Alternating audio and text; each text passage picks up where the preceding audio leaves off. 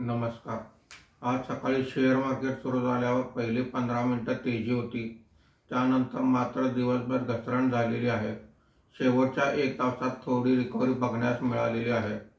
तरीसुद्धा share market संपताना Sensex हा 213 पॉईंटने घसरून 78,058 वर बंद झालेला आहे। निफ्टी हा 74 पॉईंटने घसरून 23,623 वर बंद झालेला आहे। आजच्या कामकाजामध्ये बीएसई आयटी इंडेक्स 0.35% वर आहे। बीएसई हेल्थकेअर इंडेक्स 0.17% वर आहे। BSE reality index 2.15%, BSE midcap index 0.87% खाली आहेत। BSE small cap index flat आहे।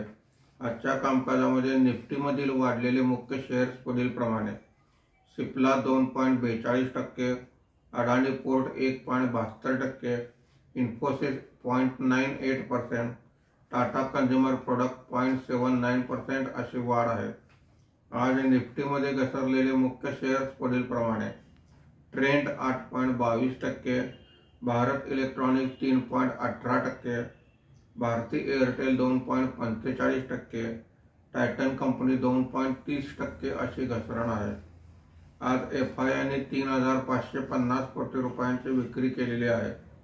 देशी वित्तीय संस्थांनी 2,722 कोटी रुपयांची खरेदी केलेली आहे।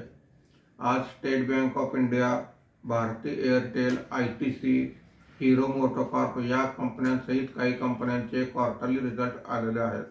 धन्यवाद।